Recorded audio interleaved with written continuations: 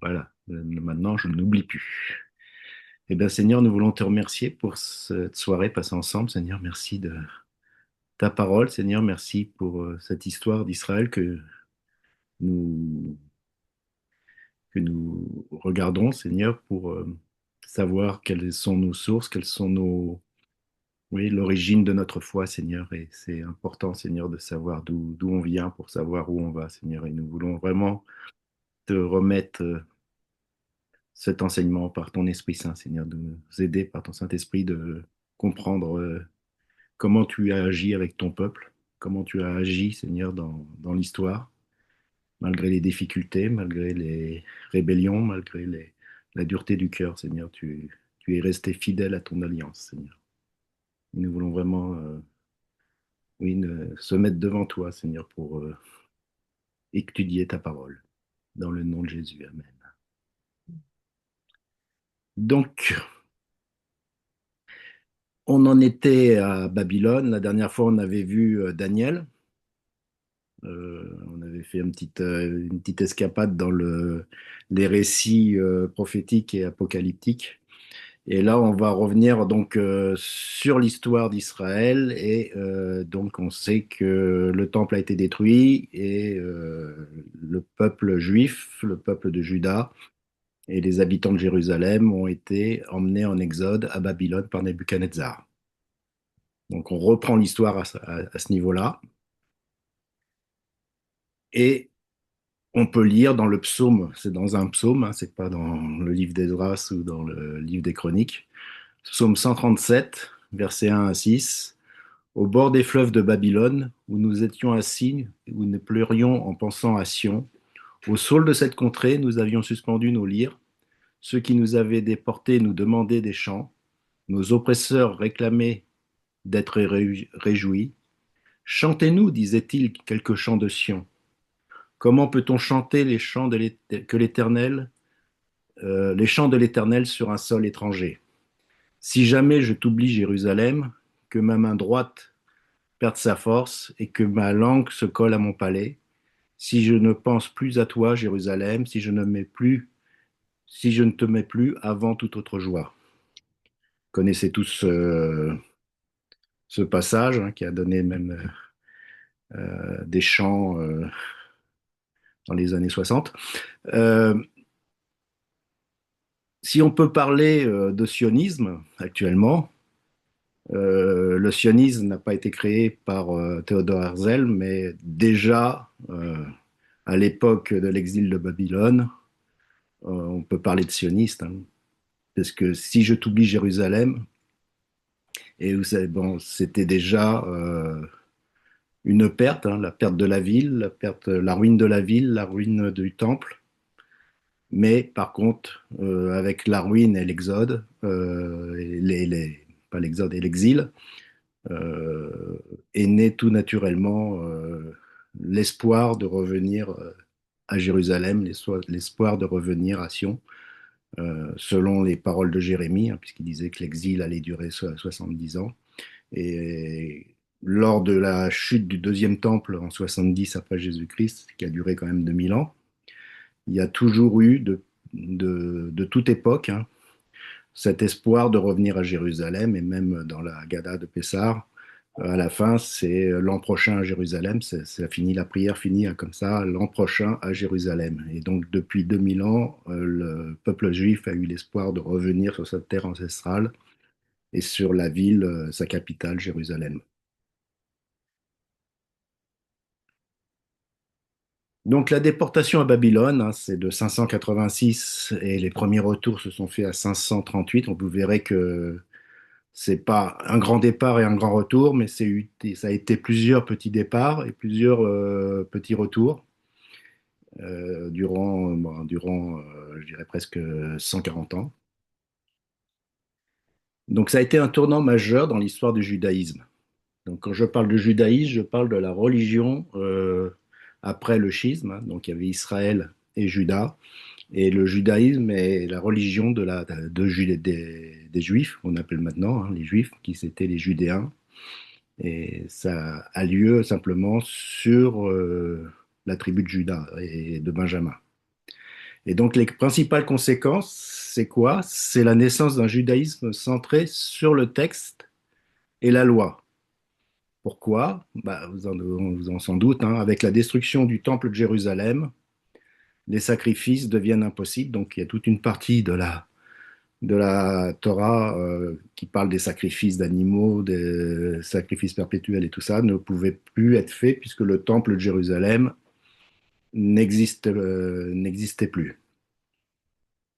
Les prêtres et les scribes, donc, développèrent alors l'étude de la Torah, la prière et l'observance de règles rituelles comme moyen de maintenir l'identité religieuse.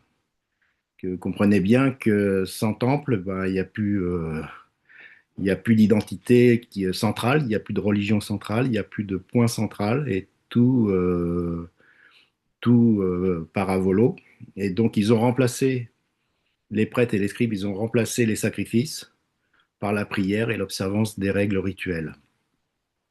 La Torah devient le cœur du judaïsme, plus encore que le culte du temple. C'est-à-dire là, du coup, comme ils n'ont plus de temple, ils se recentrent sur la Torah. Et donc, il y a aussi, en même temps, puisqu'il n'y a plus de temple, des premiers lieux d'études et de prière, hein. C'est les exilés commencent à se réunir pour lire les textes et prier. On considère cette période comme l'origine des synagogues. C'est pas très clair l'origine des synagogues, mais on pense que ça a commencé à partir de l'exil. C'est normal, n'ayant plus de temple, bah, il fallait bien trouver un lieu pour se réunir et lire la Torah et prier ensemble. Et c'est comme ça que les synagogues sont nées. Il y a eu la consolidation et la rédaction de textes bibliques, notamment ceux des prophètes, hein, Ézéchiel, Jérémie. Donc les textes comme la Torah et les prophètes ont été compilés, rédigés et édités pour qu'on puisse les lire. Donc les rouleaux d'Ésaïe, etc. Tout ça a été remis par écrit. Et l'exil donc a joué un rôle majeur dans la formation de la Bible que nous avons actuellement, le Tanakh, hein, la Bible hébraïque, puisqu'il y a eu toutes les compilations qui ont été faites à ce moment-là, à partir de ce moment-là, parce que ça n'a pas été qu'à ce moment-là, mais à partir de ce moment-là, tout a été mis par écrit. Il y a une affirmation d'une identité religieuse distincte. Donc vous comprenez que quand on est dans un pays étranger, ben, on serait tenté de s'assimiler. Et donc pour éviter l'assimilation à Babylone, les exilés renforcent l'observance du Shabbat, la circoncision, les lois alimentaires. Et donc le judaïsme devient une religion portable fondée sur des pratiques quotidiennes et non plus sur le temple de Jérusalem. Donc vraiment, il se base vraiment sur des pratiques quotidiennes et renforce ben, les trois piliers du judaïsme, hein, le Shabbat, la circoncision et les lois alimentaires.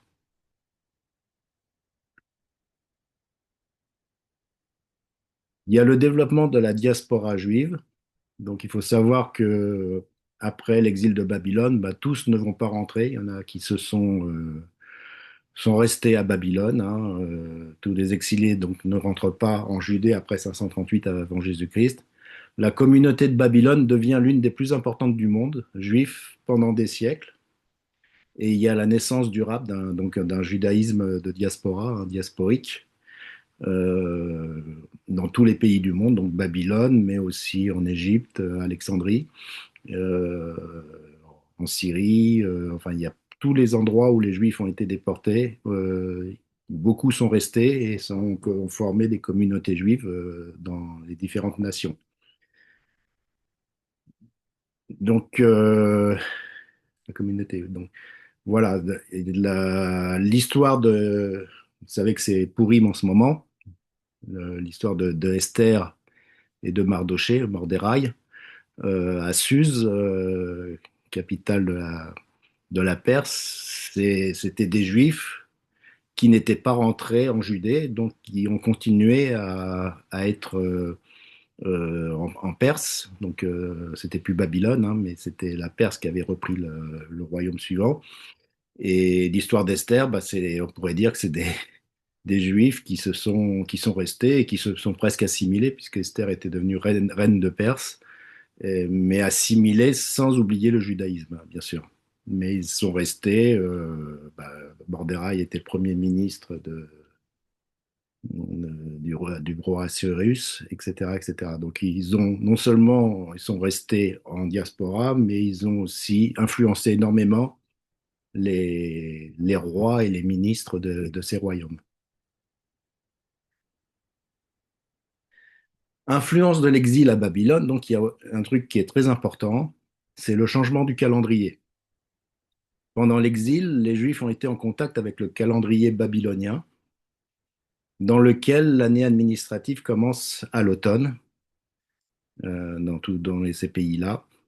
Peu à peu, l'automne, donc le mois de Tishri, est devenu un moment du bilan moral, du jugement divin, du redémarrage social, et cela correspond aussi au rythme agricole qui est normalement la fin des récoltes et le commencement de la saison des pluies. Donc, ils ont été influencés par ça.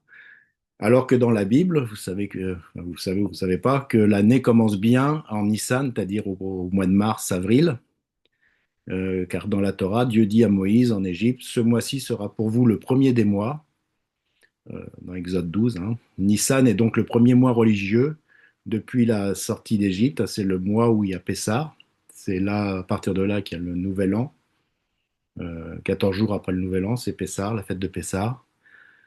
L'année biblique primitive commence donc au printemps, comme dans beaucoup de civilisations agricoles. Pour la petite histoire, en France, au Moyen Âge, l'année commençait à la date mobile de Pâques. C'est depuis 1564 que l'année commence officiellement le 1er janvier. Et c'est pour ça, si vous vous êtes posé ou pas la question, c'est pourquoi septembre c'est 7, octobre c'est 8, novembre c'est 9 et décembre c'est 10. Ces mois portent le nom, pourquoi septembre c'est le neuvième mois, donc c'est parce qu'il y a eu une dérive, mais on a gardé quand même les noms des mois selon l'ordre par rapport à Pâques. Donc c'est pas quelque chose qui est purement biblique, hein. Au Moyen Âge aussi, en France, on partait à partir de Pâques. Rosh Hashanah est devenu le nouvel an civil, mais pas le premier mois. Avec le temps, le judaïsme a distingué plusieurs débuts d'année, hein, selon les usages. Premier Nissan, donc au mois de mars-avril, c'est le nouvel an religieux. C'est ce nouvel an qui définit les fêtes religieuses, hein, aussi bien Pâques que Sukkot, que Shavuot, et que bon, Yom Kippour et tout ça. Toutes ces fêtes sont calquées sur le premier mois de ce nouvel an religieux. Et le premier Tishri, donc c'est le nouvel an civil. C'est pour ça que maintenant, bah, à la fête des trompettes, à la fête de Yom Teruah, il y a le nouvel an civil. C'est pour ça qu'il y a Rosh Hashanah maintenant, c'est à la fête des trompettes, alors que c'est normalement le septième mois de l'année biblique. Et ce premier Tishri sert aussi pour les années sabbatiques et les jubilés, le calcul des jubilés. Donc en fait, il y a deux nouvel an, le nouvel an biblique, liturgique, et le nouvel an civil qui se sont distingués. Rosh Hashanah devient un jour théologique majeur, hein. Après l'exil, donc Rosh Hashanah est interprété comme le jour du jugement universel. Dieu y est proclamé roi du monde. Il ouvre les jours redoutables qui mènent à Yom Kippour. Vous savez que Yom Kippour, c'est 10 jours après. Il devient le nouvel an spirituel de l'humanité et non celui du calendrier des fêtes.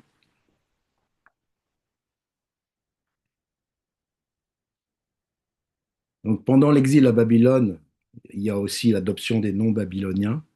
Après la déportation donc, à Babylone 586, les Judéens adoptent les noms du calendrier babylonien.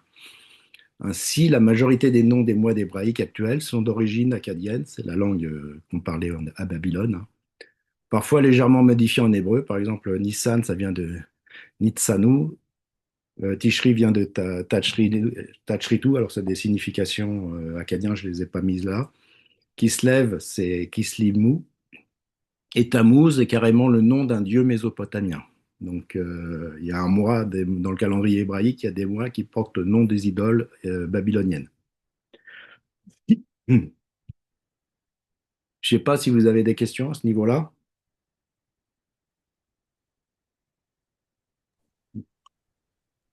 Non, non, c'est bon pour moi. Pas de C'est bon. question. Donc, J'apprends beaucoup là. là, vous pouvez voir quand même que Babylone a une influence sur le judaïsme énorme. Déjà par ton calendrier, hein, puisqu'on a changé le calendrier de Dieu par le calendrier enfin, pseudo-babylonien, tout en gardant un petit peu de calendrier biblique. Euh, Vous comprenez maintenant les différents passages qui disent Sortez de Babylone, mon peuple.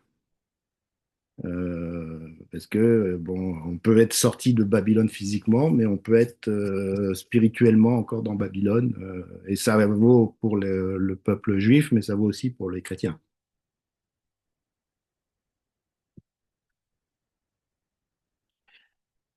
Donc le retour de l'exil, on va revenir un peu petit à petit. Alors ça, c'est pas, comme je vous ai dit, c'était pas un départ massif. Il y a eu plusieurs départs, on l'avait vu. Il y a eu Daniel d'abord en 605, après il y a eu 597 et après il y a eu 586, qui étaient les années de déportation. Et ben en 538 avant Jésus-Christ, il y a l'édit de Cyrus, le fameux édit de Cyrus, qui est l'autorisation donnée aux Juifs de retourner à Jérusalem pour rebâtir le temple. Le retour du début du premier retour d'exilés dirigé par Zorobabel et Josué, fils de Jotsadak. C'est les fameux, si vous lisez dans Zacharie, Zorobabel, c'est ni par la puissance ni par la force, mais par mon esprit, dit l'Éternel des armées. C'est ce Zorobabel qui est accusé par Satan, et Zorobabel était, je crois qu'il était le sacrificateur. Donc, autorisation par Cyrus de rebâtir le temple, ils sont revenus à Jérusalem et ils ont rebâti. Entre 537 et 536, ils ont commencé à rebâtir. Le retour des premiers exilés, donc reconstruction de l'autel, c'est la première chose qu'ils ont fait. Quand tu rebâtis le temple, c'est tu rebâtis d'abord l'autel des holocaustes, même si le bâtiment derrière n'est pas construit. Du moment que l'autel des holocaustes est construit, c'est déjà un bon fondement. Il y a le début des fondations du temple, et si vous lisez dans le livre d'Esdras, que je vous conseille de lire d'ailleurs, parce que là j'en fais un résumé, mais c'est bien de lire le livre en entier. D'ailleurs, le livre d'Esdras et le livre de Néhémie à l'époque, c'était un seul et même livre. On les a séparés en deux, mais c'était la seule et même histoire. Donc, entre 530 et 520, qu'est-ce qui s'est passé? Les travaux ont été interrompus à cause de l'opposition des gens, enfin des locales, hein, des peuples qui étaient autour de Jérusalem, qui voyaient d'un mauvais œil, et pour cause que le temple soit reconstruit. Donc, ils avaient demandé l'interruption des travaux à Cyrus, enfin aux dirigeants perses, ce qui a été accepté. Et pendant 10 ans, il ne s'est rien passé. Il y avait l'autel des Holocaustes qui était là, mais le temple était à moitié construit et les travaux avaient été interrompus. En 520 avant Jésus-Christ, il y a la relance du chantier grâce aux prophètes Agé et Zacharie. Donc, si vous lisez un peu ces prophètes-là, bah, ils parlent souvent de dire bah, que c'est une honte vous connaissez le passage, est-ce le temps pour nous de vivre dans les demeures lambrissées alors que le temple est en ruine? Donc, c'est tous ces passages prophétiques qui sont relancés, mais la vraie relance, elle est politique, puisque c'est en 520 qu'il y a l'édit de Darius. Darius Ier confirme l'édit de Cyrus, donc l'édit de son prédécesseur, et il ordonne de reprendre la construction de temple, mais en plus, il finance la construction du temple. Donc, il faut savoir que le deuxième temple, a été financé par les Perses, d'où on parle actuellement, c'est d'actualité. La Perse étant l'Iran et Juda étant Israël, qu'il n'y a pas eu d'animosité dans l'histoire entre ces deux peuples, hein. La Perse a été bienfaitrice par rapport à Israël, et même si Israël a été dominé par la Perse, il n'y a pas eu toutes ces choses mauvaises jusqu'à l'arrivée récemment de la République islamique, Même à l'époque du Shah, Israël avait de bonnes relations avec l'Iran.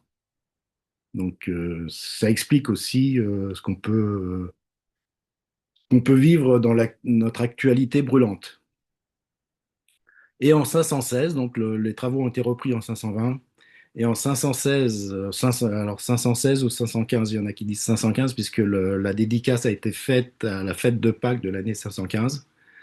La dédicace, donc, c'est l'achèvement du second temple et la dédicace du temple à Jérusalem. Et c'est la fin officielle de l'exil commencé en 586.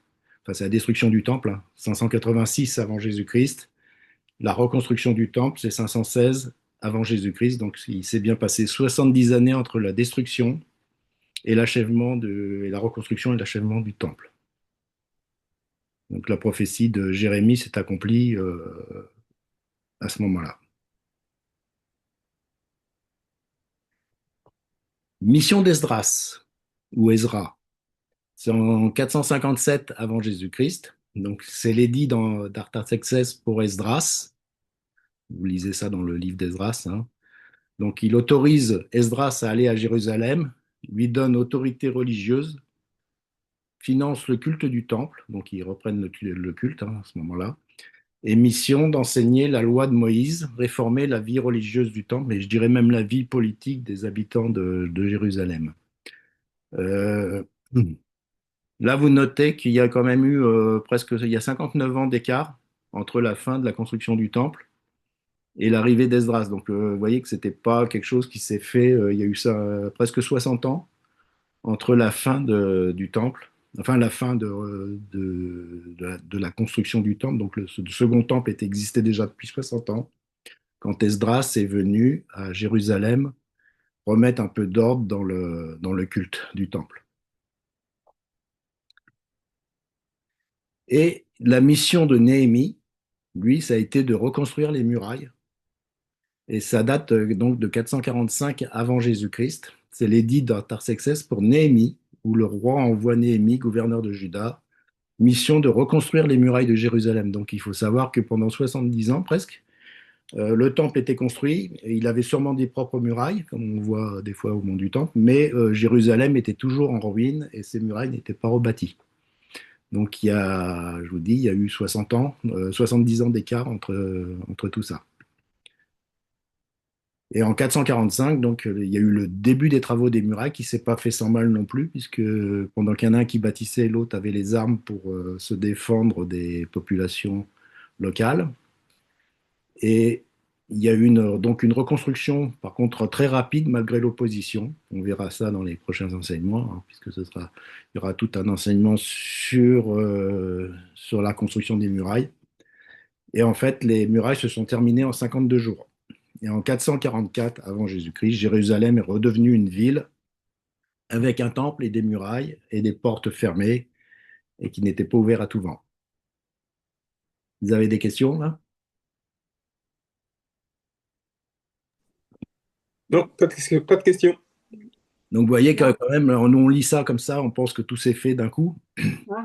Il y a quand même 70 ans, donc il y a eu 70 ans d'exil, mais 70 ans pour que Jérusalem soit finie d'être reconstruite entièrement. Mais le temple a été bâti en 10 ans, en fait. 6 et 4.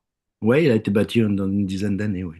Mais c'est pas le temple qu'on voit, c'est pas le temple d'Hérode, hein, c'était le deuxième temple, il était beaucoup plus petit. Parce qu'on parle du deuxième temple, Hérode l'a refait complètement. Quand vous voyez les photos du temple de Jérusalem à l'époque de Jésus, c'était un temple qui avait été quasiment reconstruit, beaucoup plus grand. Mais oui, il a été fait en 10 ans, le temple, une dizaine d'années.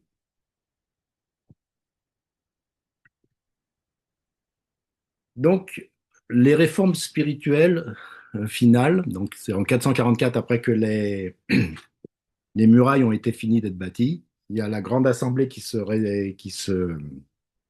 rassemble, et Esdras lit publiquement la loi, donc la Torah, avec l'explication des Écritures, le renouvellement de l'alliance avec Dieu.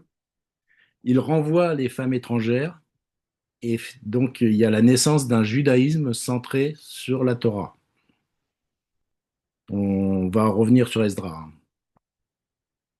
Donc voilà, en résumé, en 539 avant Jésus-Christ, c'est donc la prise de Babylone par Cyrus, hein, par les Perses. Donc les Perses prennent Babylone.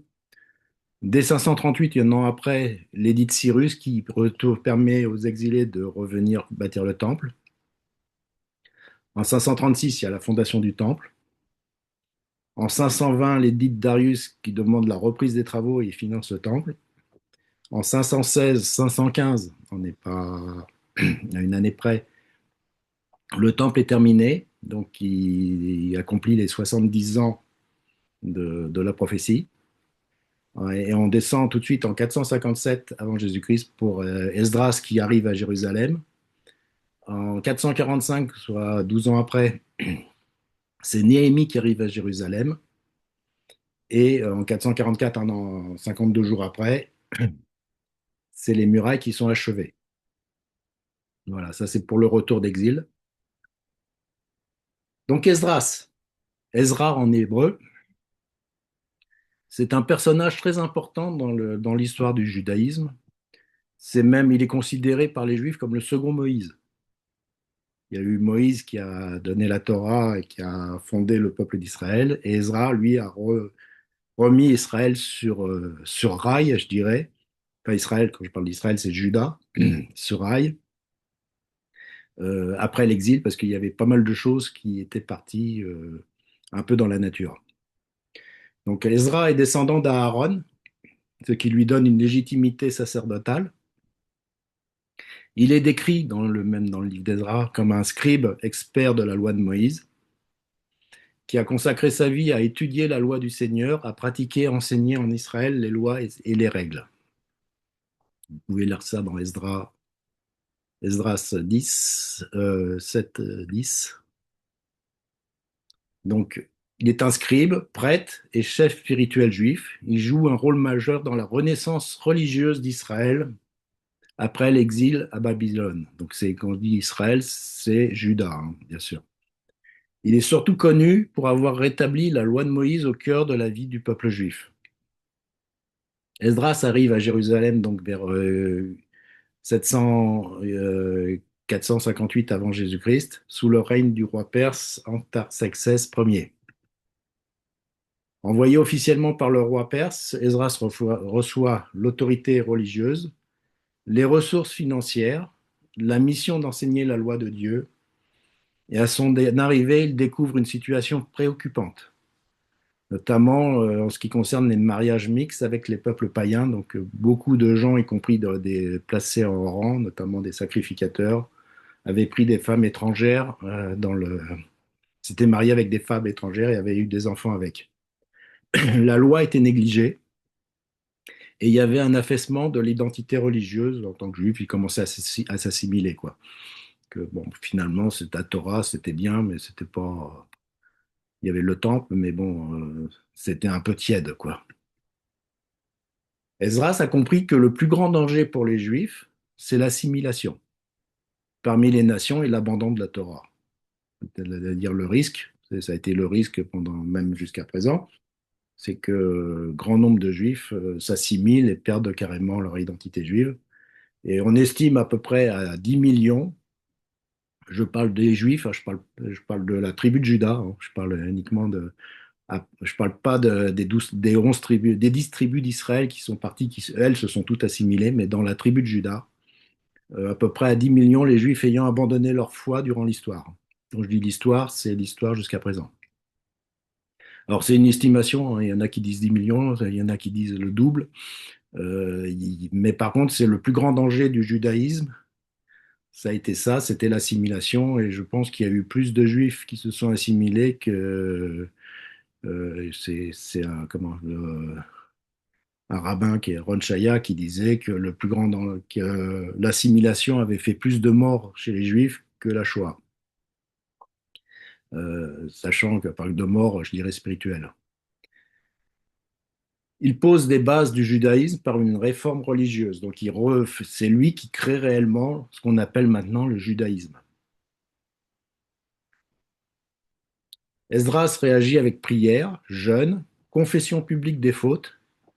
Il appelle le peuple à une conversion collective, ce qui mène à une rupture avec certaines pratiques contraires à la loi, un retour strict à l'observance religieuse. Cette réforme est dure, mais vise à préserver la fidélité à l'alliance. Donc il remet, je dirais, la Torah au milieu du village. Et donc il a fallu qu'il fasse des choses difficiles. Notamment, on le lit dans Esdras 10, 10 à 12. Esdras, le sacrificateur, se leva, leur dit, vous avez péché, vous alliant avec des femmes étrangères, et vous avez rendu Israël encore plus coupable. Confessez maintenant votre faute à l'Éternel, le Dieu de vos pères, et faites sa volonté. Séparez-vous des peuples du pays et des femmes étrangères. Toute l'assemblée répondit d'une voix haute, à nous de faire comme tu l'as dit. Et ils se séparèrent donc de leurs femmes et de leurs enfants, ils les répudièrent carrément. Donc c'est sévère comme décision, mais c'était par rapport à l'assimilation et par rapport à la perte de l'identité des Juifs par rapport aux nations. Et on va voir un peu ce que ça a fait après. Euh, c'est là-dessus que j'attire l'attention de ce qui s'est réellement passé. C'est que, il y avait un véritable danger pour les Juifs de s'assimiler. Et toute la suite en découle. Donc là, on sort un peu de la Bible. On va aller un peu dans le Pirkei Avot, qui est littéralement le chapitre des pères, a été également connu sous le nom d'Éthique de nos pères. C'est un traité du Seder Nezikin, ordre des dommages, et le seul traité de la Mishnah, ne comprenant presque aucune loi, mais plutôt de courts énoncés de conseils, d'éthique et de sagesse. Donc je viens à la Mishnah, vous allez dire, oh là là, la Mishnah, ça a été fait en 200 après Jésus-Christ, dans les années 200. Et c'est un traité donc qui rassemble par écrit toutes les lois orales, ce qu'on appelle la Torah orale. C'est donc la Mishnah, ça a donné après le Talmud en 400. Toutes les prescriptions, les ordonnances, tout ce qui a été rabbinique a été consigné dans cette Mishnah. Mais je lis ce passage parce que ce passage nous éclaire un peu sur ce que a fait Esdra. Il est dit au tout début que Moshe a reçu la Torah au Sinaï. Il l'a transmis à Yahushua, donc Josué. Yahushua aux anciens. Donc les anciens, ça peut être tous ceux qui arrivaient après, donc les sacrificateurs qui sont venus après. Aux prophètes. Et les prophètes la transmirent aux hommes de la grande assemblée. Ceux-ci disaient trois choses. Soyez circonspects dans le jugement, formez de nombreux disciples et faites une haie autour de la Torah. Donc les commentaires sont les suivants. Moshe reçut la Torah du Saint béni soit-il au Sinaï. Il l'a transmis à l'enseignant Yahushua, son disciple, qui l'expliqua à son tour aux anciens. Les anciens qui lui survécurent l'enseignèrent aux prophètes. Le grand prêtre Élie, donc vous connaissez, hein, les Shemuel, c'est Samuel. Et les prophètes les transmirent aux 120 hommes de la grande assemblée, présidée par Ezra. Ceux-ci disaient trois choses, c'est-à-dire trois recommandations adressées aux sages et aux juges. Soyez circonspects dans le jugement pour examiner posément tous les aspects de l'affaire, procéder à une enquête minutieuse afin de rendre un verdict authentique. C'est les fameux sur la déposition de deux témoins, vraiment, enfin ce qu'on avait vu dans les tribunaux où il faut absolument trois personnes pour juger l'affaire. Former de nombreux disciples, en enseignant même à ceux qui ne sont pas intègres et francs, car nombre de malfaisants sont devenus sur le droit chemin grâce à l'étude de la Torah. Donc actuellement, le judaïsme n'est pas une religion qui fait du prosélytisme, mais ça n'a pas toujours été le cas, puisque à cette époque-là, ils encourageaient à faire de nombreux disciples, en enseignant même à ceux qui ne sont pas intègres et francs, de revenir à la Torah, l'étude de la Torah. Et par des ordonnances et des décrets rabbiniques, faites une haie autour de la Torah pour qu'on ne vienne pas transgresser un interdit explicite. Et ça, c'est le passage le plus important, c'est le troisième point, qui va vous éclairer sur certains passages du Nouveau Testament, de Jésus, justement. Alors, est-ce que quelqu'un peut me dire ce que c'est cette haie autour de la Torah? Est-ce que vous avez une idée?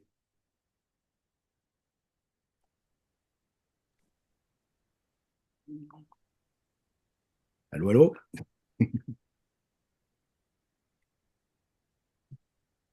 J'entends personne. Je sèche. Il sèche. Ou alors faites une barrière, faites un mur de séparation autour de la Torah pour qu'on ne vienne pas transgresser un interdit explicite. En fait, euh, la Torah écrite, je dis bien la Torah écrite, donne des interdictions ou des ordonnances. Mais Ezra, enfin Ezra et notamment la Grande Assemblée, les 120 hommes de la Grande Assemblée, pour être sûr de ne pas transgresser la Torah, l'ont rendue plus rigide. On donnait des choses beaucoup plus dures à suivre. Et notamment, je vais donner des exemples donc, de haies autour de la Torah, hein. Comme ça vous allez comprendre. Exemple de prescription rabbinique formant la haie autour de la Torah. Interdiction de mélanger le lait et la viande. Tu ne feras pas cuire le chevreau dans le lait de sa mère. Ça, c'est écrit dans la Torah. C'est ce qui est écrit. Tu ne feras pas cuire le chevreau dans le lait de sa mère. Et donc maintenant, et jusqu'à présent, maintenant, si vous allez chez des juifs pratiquants et très religieux, ils ont deux frigos, ils ont deux couverts, ils ont quasiment deux cuisines, un pour le lait et un pour la viande. Et ils ne mangent pas de la viande et du lait. Tout est très, très codé et il ne faut surtout pas mélanger la viande et le lait. Or, on lit dans la Torah, puisque Genèse, ça fait partie de la Torah, Abraham alla promptement dans sa tente vers Sarah et il lui dit, vite, 3 mesures de fleurs de farine, pétris et fais des gâteaux. Et Abraham courut à son troupeau, prit un veau tendre et bon, et le donna à un serviteur qui se hâta de l'apprêter. Il prit encore de la crème et du lait avec le veau qu'on avait apprêté, et il les mit devant eux. Il se tient lui-même à leur côté sous l'arbre, et ils mangèrent. Là, il est parlé de l'ange de l'Éternel et des deux anges qui étaient avec lui. Donc, si c'était vraiment cette explication-là qui était bonne, ça veut dire que l'Éternel, il a mangé du lait avec de la viande. Il a mélangé le lait et la viande. Donc, cette interprétation, tu ne feras pas cuire le chevreau dans le lait de sa mère, c'est une interprétation euh, qui est rabbinique, hein, qui vient juste de cette haie autour de la Torah.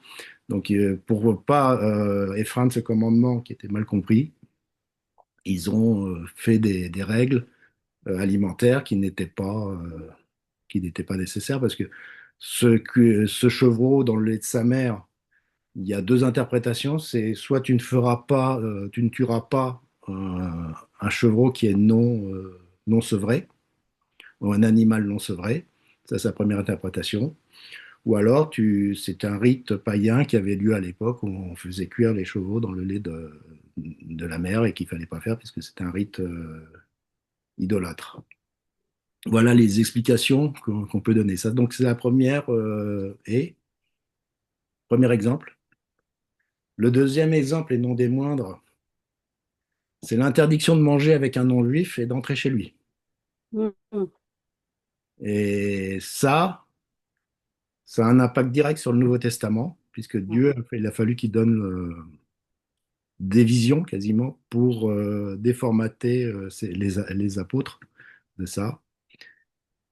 Les apôtres et les frères qui étaient dans la Judée apprirent que les païens avaient aussi reçu la parole de Dieu. Et lorsque Pierre fut monté à Jérusalem, les fidèles circoncis lui adressèrent des reproches en disant, tu es entré chez les incirconcis et tu as mangé avec eux. Pierre se mit à leur exposer d'une manière suivie ce qui s'était passé. Il dit, j'étais dans la ville de Jopé, et pendant que je priais, je tombais en extase, j'eus une vision, un objet semblable à une grande nappe attachée à des quatre coins, qui descendait et vint jusqu'à moi. Les regards fixés sur cette nappe, et j'examinais, et je vis les quadrupèdes de la terre, les bêtes sauvages, les reptiles, les oiseaux du ciel, et j'entendis une voix qui me disait, lève-toi, Pierre, tue et mange. Mais je dis non, Seigneur, car jamais rien d'impur ni de souillé n'est entré dans ma bouche. Et pour la seconde fois, la voix se fit entendre du ciel. Ce que Dieu a déclaré pur, ne le regarde pas comme souillé. Cela arriva jusqu'à 3 fois. Puis tout fut tiré dans le ciel, et voici aussitôt 3 hommes envoyés de Césarée vers moi se présentèrent devant la porte de la maison où j'étais, et l'Esprit me dit de partir avec eux sans hésiter. Les 6 hommes que voici m'accompagnèrent, et nous entrâmes dans la maison de Corneille. Corneille, vous savez, c'était un centenier romain qui s'est converti après, puisqu'ils ont reçu le Saint-Esprit. Donc cette vision de cette nappe, ce n'est pas Dieu qui dit à Pierre ça y est, maintenant vous pouvez manger du porc et ne plus arrêter de manger cachère. C'était pas du tout ça le but de la vision, c'était de ne plus regarder les païens et les païens et les gens des nations comme impurs et qu'on peut rentrer chez eux. Et voilà, c'est tout. C'était juste ça la vision, c'est ce que Pierre explique là quand il y a ce reproche. Et Dieu, il a fallu qu'il fasse une vision pour que Pierre accepte cette chose de ne pas... parce qu'il y avait une nette séparation, et vous savez que cette nette séparation, elle avait été donnée justement suite à ce qui s'était passé avec les femmes étrangères, qu'il fallait aucune assimilation entre les Juifs et les païens, donc il fallait une séparation, une haie de séparation entre la Torah et les païens, tout ce qui n'était pas juif était impur et considéré comme souillé, et tout ce qui était juif était pur, quoi. Grosso modo, c'est ce que ça voulait dire. Troisième exemple de prescription rabbinique formant la haie autour de la Torah, le lavage des mains avant de manger pour préserver la pureté. Encore une fois, on voit, alors les pharisiens et les scribes vinrent de Jérusalem auprès de Jésus et dirent, pourquoi tes disciples transgressent-ils la tradition des anciens et car ils ne se lavent pas les mains quand ils prennent leur repas? Et Jésus répondit, et vous, pourquoi transgressez-vous le commandement de Dieu au profit de votre tradition? Car c'est du cœur que viennent les mauvaises pensées, les meurtres, les adultères, les impudicités, les vols, les faux témoignages et calomnies. Voilà les choses qui souillent l'homme, mais manger sans s'être lavé les mains, cela ne souille point l'homme. Donc là aussi, il est bien dit la tradition des anciens, il n'est pas dit pourquoi transgresse-t-il la Torah, ils disent la tradition des anciens. Et donc ils ont bien compris que ce commandement-là, c'était un commandement des anciens, donc la tradition des anciens à l'époque des apôtres et à l'époque de Jésus, c'était bien, ça remontait bien à Ezra. Donc c'était la haie autour de la Torah qui donnait ça afin de préserver la pureté, puisqu'ils étaient tellement omnubilés par la pureté rituelle, une fois qu'on ait touché quelque chose d'impur, etc. Il fallait absolument se laver les mains, comme ça on était sûr d'être pur, quoi. Mais ce n'était pas un commandement de Dieu, et Jésus leur fait le reproche, hein. Pourquoi transgressez-vous le commandement de Dieu au profit de votre tradition? Parce que le commandement de Dieu, c'est tu aimeras ton prochain comme toi-même, entre autres. Et il n'y avait aucune raison de faire des reproches aux disciples de Jésus. Et donc c'est là qu'il dit, mais manger sans s'être lavé les mains, ça ne souille point l'homme. Quatrième exemple de prescription rabbinique formant la haie autour de la Torah, c'est l'interdiction de contact physique avec une femme. Et là, je mets entre parenthèses, impureté des fois que la femme ait ses règles. Vous savez qu'une femme qui a ses règles est impure, considérée comme impure par la Torah. Donc pour être sûr, et puis même, bon, il y a à la fois l'impureté des règles, mais aussi l'impureté sexuelle aussi, où si on touche une femme, bon, on n'a pas à toucher une femme, quoi. À part la sienne, c'est tout.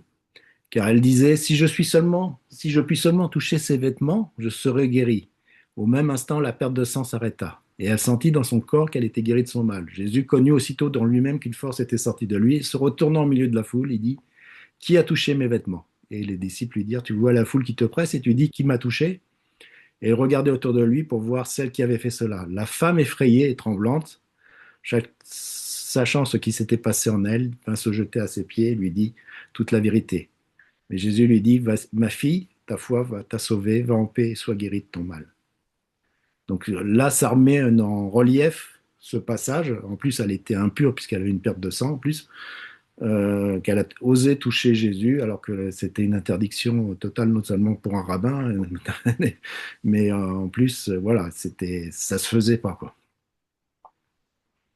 Mais on voit que dans tous les évangiles, quand Jésus semble en opposition avec des commandements de Dieu, enfin, ce qu'on pourrait appeler la Torah, c'est pas du tout en opposition avec les commandements de Dieu, mais c'est en opposition avec cette haie autour de la Torah, ce qu'on appelle cette barrière autour de la Torah.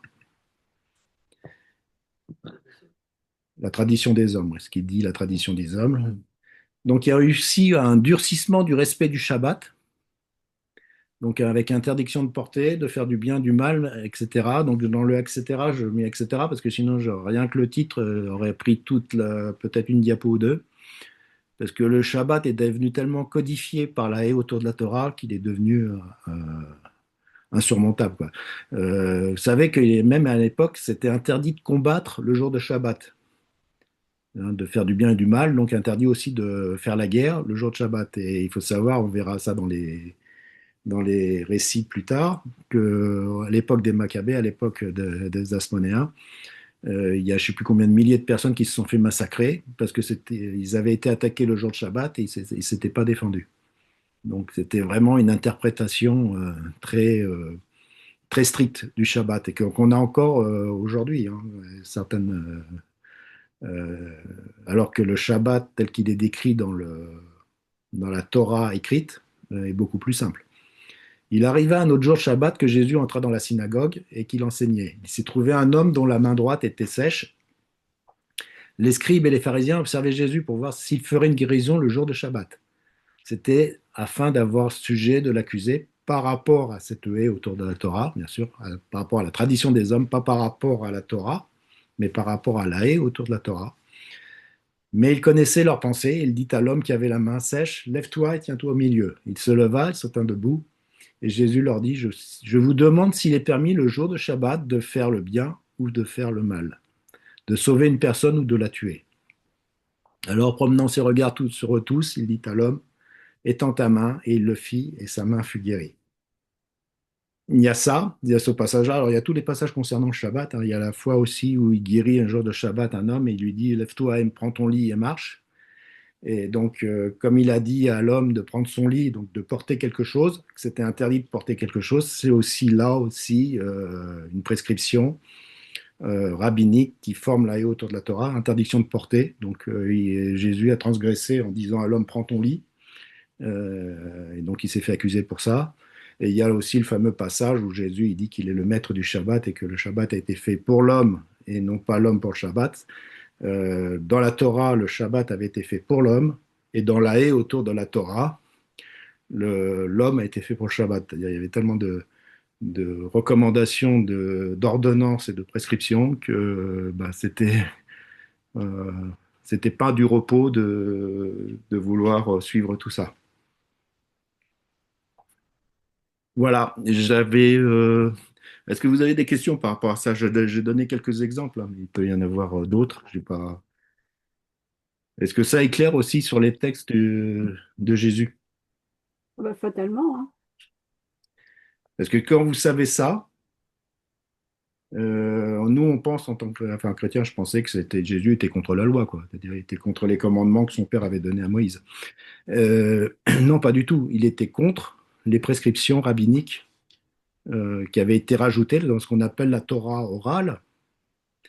D'ailleurs, on voit quand Jésus dit dans Matthieu 5 qu'il n'est pas venu annuler la Torah, hein, c'est dit la loi, mais c'est la Torah, mais qu'il est venu la rendre parfaite, la parfaire.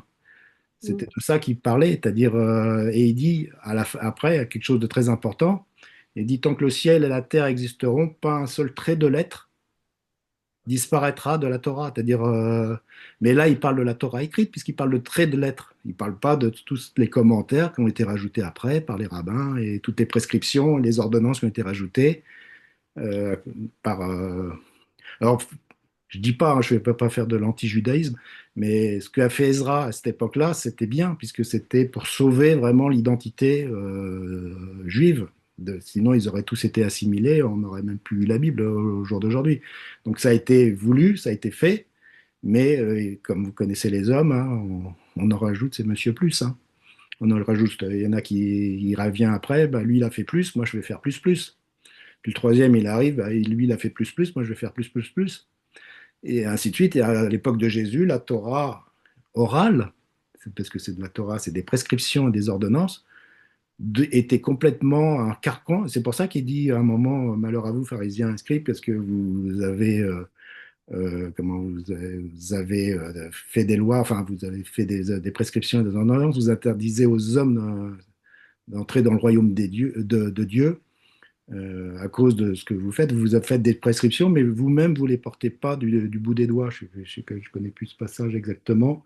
Il dit, vous Oui, vous faites payer la dîme faites payer la dîme et machin, mais des plantes vertes, là, des aromates et tout les ça. aromates, mais Et ton vous père, il oubliez, a faim et tu lui donnes pas à manger. Ouais, c'est ça. vous respectez pas Ouais. le commandement de Dieu, quoi. C'est-à-dire, vous Ouais. faites voilà, vous faites porter aux hommes des fardeaux que vous ne Mm. portez pas vous-même. Et quand Jésus a dit, venez à moi, vous tous qui êtes fatigués et chargés, je vous donnerai du repos. C'était par rapport à ça, c'était ce fardeau. Prenez sur moi le joug et mon fardeau, car mon fardeau est léger. C'est son fardeau de la Torah écrite qui était léger et recevez mes instructions. Ça veut dire carrément les instructions, c'est recevez ma Torah, car elle est gardez mes commandements, quoi. Mais sans rajouter tout ce qui a été rajouté depuis.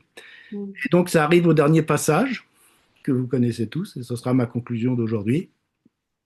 Le fameux passage de Éphésiens 2. C'est pourquoi vous, autrefois païens dans la chair, donc il parle de nous, des non-juifs, appelés incirconcis par ce qu'on appelle circoncis, et qui le sont en la chair par la main de l'homme, souvenez-vous que vous étiez en ce temps-là sans Christ, privés du droit de cité en Israël, étrangers aux alliances de la promesse, sans espérance et sans Dieu dans le monde. Mais maintenant, en Jésus-Christ, vous qui étiez jadis éloignés et vous avez été rapprochés par le sang de Christ, car il est notre paix, lui qui des deux, juifs et païens, n'en a fait qu'un. Il a renversé le mur de séparation, on pourrait dire il a renversé la haie de la Torah, Mm. l'inimitié, ayant anéanti par sa chair la loi des ordonnances dans ses prescriptions. Est-ce qu'il est écrit ayant anéanti par sa chair la loi de Moïse Non. ou la Torah? Non. Les Il a anéanti ordonnances. par sa chair la loi Mm. des ordonnances et des prescriptions. Il a anéanti le mur de séparation. Il a anéanti la haie autour de la Torah. Toutes les prescriptions et les ordonnances rabbiniques, il les a anéanties afin de créer en lui-même et avec les deux un seul homme nouveau en établissant la paix et de les réconcilier l'un et l'autre en un seul corps avec Dieu par la croix en détruisant par elle l'inimitié qu'il y avait entre le juif et le non-juif. Et donc ça éclaire aussi sur ce passage de Paul en disant, bah, parce qu'il y en a qui ont pensé que le mur de séparation, c'était le mur qui était autour du temple, vous savez, il y avait un mur qui disait qu'à partir de là, les non-juifs n'avaient pas le droit d'y aller, sinon ils étaient punis de mort. Mais quand Paul dit ça, le temple existait encore, donc ça ne peut pas être ce mur-là. Donc pour moi, c'est cette haie autour de la Torah, ce mur qu'on a mis autour de la Torah pour que même les païens puissent pas y accéder, quoi. C'est-à-dire interdiction d'avoir des contacts avec les païens, condition de une nette séparation entre le juif et le goïm, ou les goïs, comme ils disent. Non, en Jésus-Christ, on était sans espérance, on était sans Dieu, effectivement, on n'avait aucune, on était étrangers aux alliances d'Israël, sans espérance, mais maintenant en Jésus-Christ, nous étions rapprochés par le sang de Christ, car il est notre paix, lui qui des deux n'en a fait qu'un, qui a renversé le mur de séparation mais il n'a pas anéanti la loi. Nous, on a fait tout de suite le raccourci en disant bah, la loi est anéantie par le sang de Christ. Donc voilà, on n'est plus sous la loi, on n'est plus sous la Torah. Quand je dis plus sous la loi, c'est plus sous l'ordonnance de la Torah écrite. Mais en fait, il parle de la Torah orale. On n'est plus sous cette Torah orale dans ses ordonnances et dans ses prescriptions et dans tout ce qui a été rajouté par l'homme et par le judaïsme. Voilà, j'ai fini. Je ne sais pas si vous avez des questions par rapport à ça. C'est pas des questions, mais c'est un commentaire, l'homme et l'homme. Le catholicisme romain a fait la même chose, hein. Tout à fait. Ils ont lâché la loi de Moïse, mais ils en ont créé à eux. Ouais. Voilà, voilà. Merci, merci. Donc, vous voyez déjà, quand on arrive déjà à Ezra et ce qui s'est passé un peu, on voit déjà que ça influence les évangiles, les histoires des évangiles, Mhm. dès le retour de Babylone. Donc,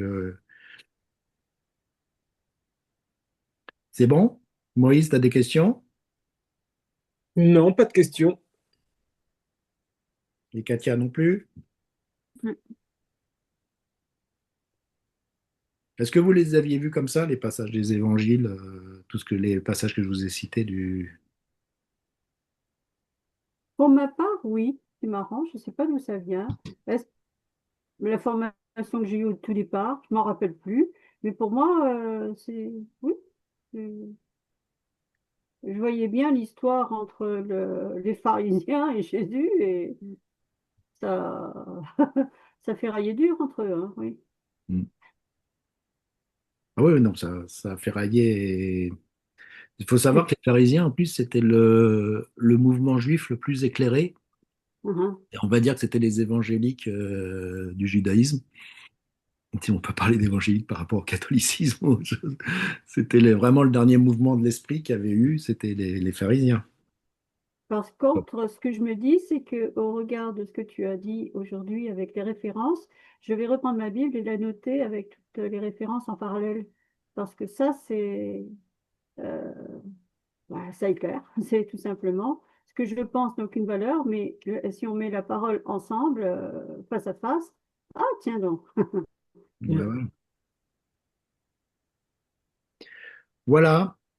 Bah, écoutez, je vous remercie de votre présence et Pas encouragé, parce que je vais franchement, j'ai beaucoup arrêter. appris en sachant les choses. Ah ouais, mais on en apprend toujours. Moi, si je vous disais que Ouais, j'en ai beaucoup appris aussi. alléluia.